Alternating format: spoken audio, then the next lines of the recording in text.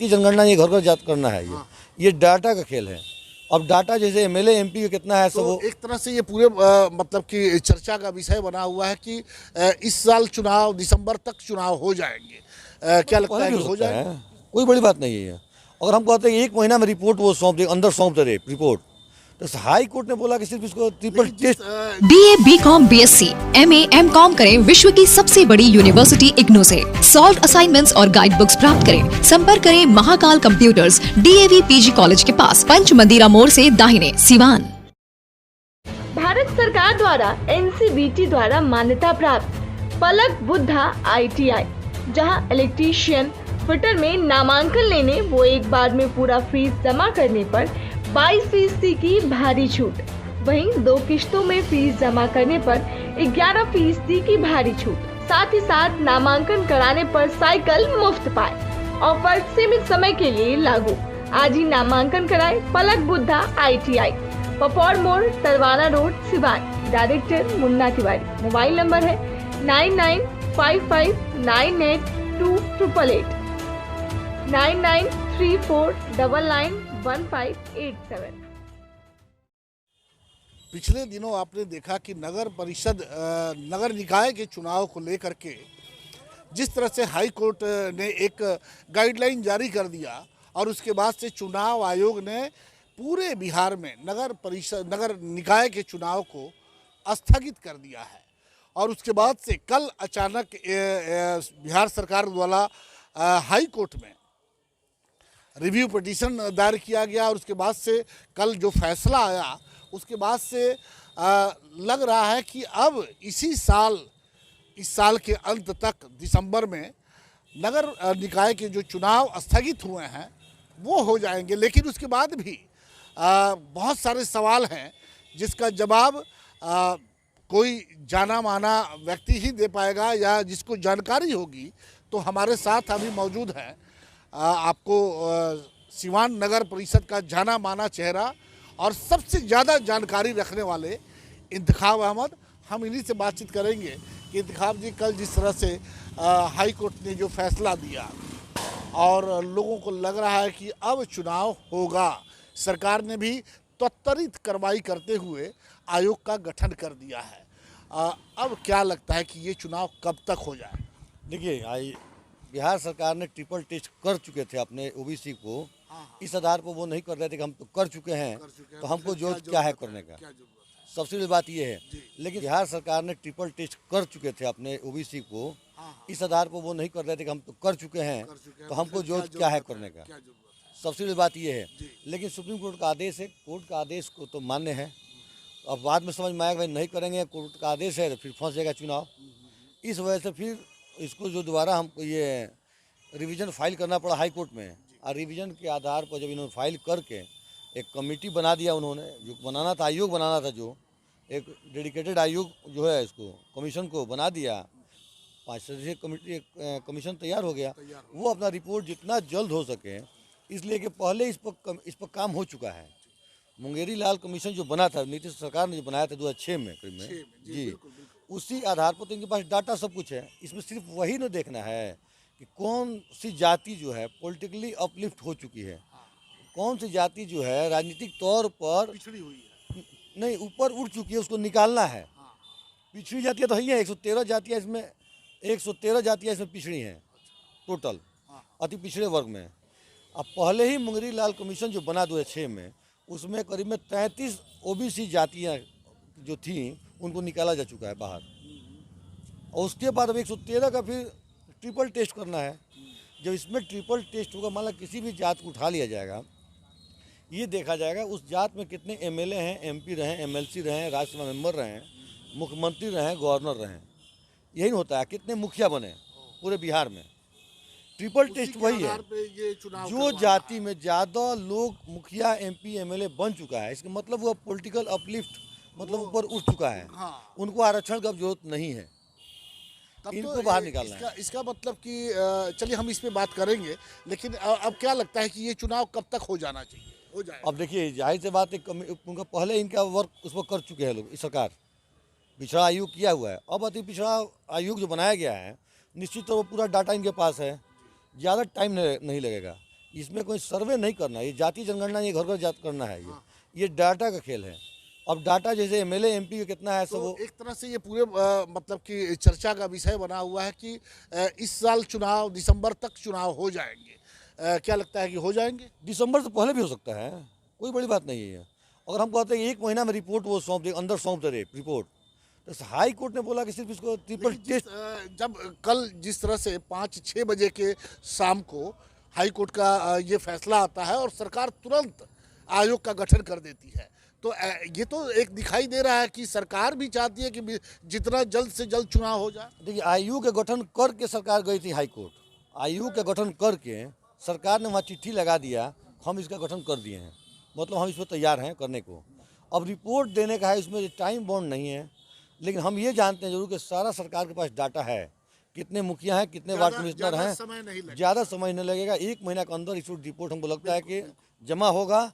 और निश्चित तौर पर हाई कोर्ट ने बोला कि आप सिर्फ ट्रिपल टेस्ट कर लीजिए, रिपोर्ट इलेक्शन कमीशन को। MP max memorial multi speciality hospital, जहां पे डॉक्टर इमरान खुर्शीद जो कि एमबीबीएस एमएस ऑर्थो है, डॉक्टर साहब हड्डी रोग विशेषज्ञ हैं। जी हाँ, हमारे यहाँ दूरबीन विधि द्वारा हड्डी के समस्त ऑपरेशन जैसे जोड़ प्रत्यारोपण, दूरबीन विधि द्वारा घुटने के तार बदलना, दूरबीन द्वारा कंधे का operation, Bankart repair, rotator cuff repair, छोटी चीरे द्वारा स्पाइन की सर्जरी और कंप्यूटर द्वारा बिना चीरा के हड्डी का ऑपरेशन किया जाता है। अगर आप परेशान है किसी भी फ्रैक्चर या हड्डी रोग से, तो आज ही मिले डॉक्टर इमरान खुर्शीद से, जो कि एमबीबीएस और एमएस ऑर्थो है, पूर्व चिकित्सक, फोर्टिस एस्कॉट हॉस्पिटल, नई दिल्ली। हमारा पता है doctor Imran Khurshid, BNP max memorial multi speciality hospital, Vishwanath market, अस्पताल रोड, सिवान। अधिक जानकारी के लिए संपर्क करें। हमारा संपर्क नंबर है 9821923982 या फिर 7903।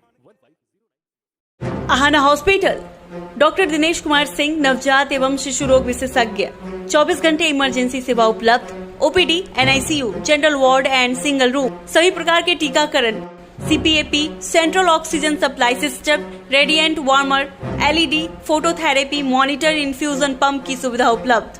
Aahana hospital, doctor Dinesh Kumar Singh, surgeon lane, Sai अस्पताल के सटे, पकड़ी मोड़, सिवान। पेट, छाती, मधुमेह एवं हृदय रोग से हैं परेशान तो शांति हॉस्पिटल के फिजिशियन डॉक्टर बी कुमार करेंगे समाधान। 24 घंटे इमरजेंसी सेवा उपलब्ध। याद रखें, डॉक्टर बी कुमार, शांति हॉस्पिटल, बढ़हरिया स्टैंड के 100 मीटर उत्तर, चकिया रोड, यदुवंशी नगर, सिवान। मोबाइल नंबर 8757309680 और 9162673618। सौंप दीजिए आप, और जब सौंप देंगे रिपोर्ट तो निश्चित अब एक महत्वपूर्ण बिंदु पे हम आपसे जानकारी लेना चाहेंगे कि सारे लोगों ने नॉमिनेशन किया हुआ था। 10 तारीख और 20 तारीख, ये नवंबर का जो महीना था, 10 तारीख और 20 तारीख को उस दिन चुनाव होने वाले थे, लेकिन 4 रोज पहले ये आदेश आया, इसे चुनाव को स्थगित कर दिया गया। अब जब चुनाव होगा तो क्या वो सारी प्रक्रिया जो चुनावी प्रक्रिया है वो फिर से की जाएगी या उसी आधार पे चुनाव हो जाएगा? देखिए, सरकार ने जो स्थगित किया है, स्थगित का मतलब हुआ उसी पर चुनाव होगा, स्थगित का मतलब हुआ। ठीक है। अगर रिपोर्ट आता है, मान लीजिए कि आपका इसका रिपोर्ट आता है ट्रिपल टेस्ट का, कमीशन देता है, अगर इसमें किसी जाति को निकाल देगा, चाहे वो अपलिफ्ट कर गया है, हमको नहीं लगता कि 113 जातियाँ जो हैं उसमें से कोई निकलेगी। इसलिए मुंगेरी लाल जो कमीशन का जो रिपोर्ट है, उसमें पहले ही उसका ट्रिपल टेस्ट हो चुका है, और उसमें जो जातियाँ थी, जैसे मान लें कि यादव जाति में थे, कुर्मी थी, औदिया थे, ये सब मतलब इस तरह के 33 जातियाँ जी वो तो पहले से निकली हुई हैं। जब निकले हुए लोग हैं, पहले निकाला जा चुका है, जो मुख्यमंत्री बन चुके हैं, विधायक बन गए, सांसद बन गए, सारे पदों वो निकले हुए हैं। इसमें ज़्यादा टाइम नहीं, हमको लग रहा है 113 जातियाँ जो हैं वो ही रहेंगी। फिर एक टेस्ट होगा सिर्फ अप टू डेट, आज तक मतलब आज तक जितने विधायक एमपी एमएलए बने होंगे लोग, उनका एक रिकॉर्ड तैयार होगा, लिस्ट बनेगा, डाटा, और उसको सरकार को सौंपाएगा, कमीशन सरकार को देगा, सरकार इलेक्शन कमीशन सौंपेगा, अब वही नॉमिनेशन रहेगा, वही चुनाव होगा, हमारे यहाँ तो समझ है। तो वही अगर रहेगा तो फिर तो जो ओबीसी का, जो अति पिछड़ा का, जो चाहे वो चेयरमैन का चुनाव था या फिर उप चेयरमैन का चुनाव था, अगर वही सब कुछ रहेगा, हालांकि हमें तो लगता नहीं है कि ऐसा होगा, लेकिन अगर थोड़ा सा भी चेंजिंग हुआ तो फिर तो नॉमिनेशन की प्रक्रिया शुरू से देखिए, ये जो सुप्रीम कोर्ट में गया था केस ना, वो आरक्षण पर आरक्षण पर था, जाति पर था, ये आरक्षण पर नहीं था। जाति के ट्रिपल टेस्ट करने के लिए गया था, कितनी जितनी जातियाँ वो उठी कि नहीं उठी हैं। इसका नहीं था कि कौन सा वार्ड आरक्षण ये हो गया। ये आरक्षण जो मान लें कि हम अगर जाति 113 जाति को देखना है, ये वार्ड को नहीं देखना था। मान लीजिए आपका वार्ड अगर ओबीसी हो गया, इसको जनरल नहीं करना है, जो जनरल हो गया उसको ओबीसी नहीं करना है। सरकार ने बोला ट्रिपल टेस्ट आप नहीं करते हैं तो सबको जनरल मान के चुनाव कराइए। अगर बाय द वे अगर हम चूँकि राजनीति जो है वो संभावनाओं का खेल है, अगर बाय द वे कुछ चेंजिंग अगर आता है उस प्रक्रिया में क्या होगा? क्या फिर से बिना नॉमिनेशन का कैसे होगा? चेंजिंग कहाँ से होगा, कैसे समझ रहे हैं? हम कह रहे हैं कि हम देखिए वो बात कल्पना आप ज़्यादा जानकार हैं, हम लोग इसीलिए ना कि मान लीजिए हम कह रहे हैं, हम बता रहे हैं आपको, इसमें जाति के ऊपर ही ट्रिपल टेस्ट था, जाति का, न का आरक्षण का।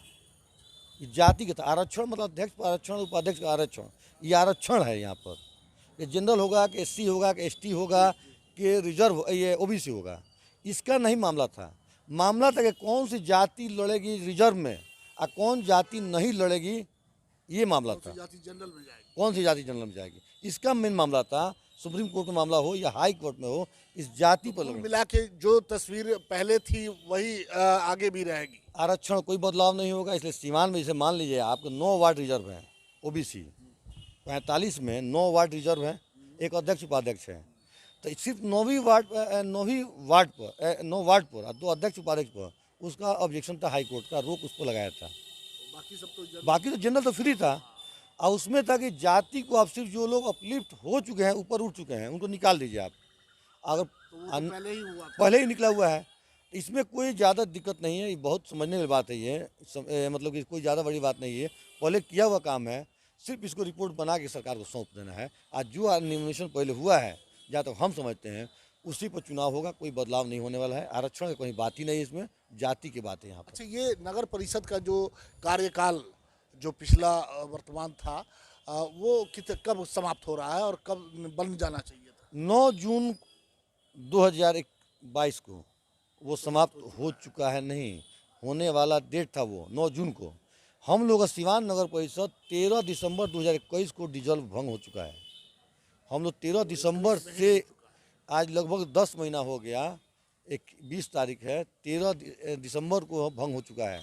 10 महीना से नगर पालिका में कोई पार्षद का कोई ये नहीं है, सारा मतलब इसका कार्यभार एग्जीक्यूटिव अफसर के ऊपर है, कोई पार्षद नहीं है, ये भंग। अच्छा, ये भी हो सकता है कि ये चुनाव इस साल में ना करा के अगले साल में हो? देखिए हम तो मिनिमम बता रहे हैं हम लोग ना, दिसंबर से पहले हो जाए, दिसंबर में हो जाए, आगे कुछ भी हो सकता है।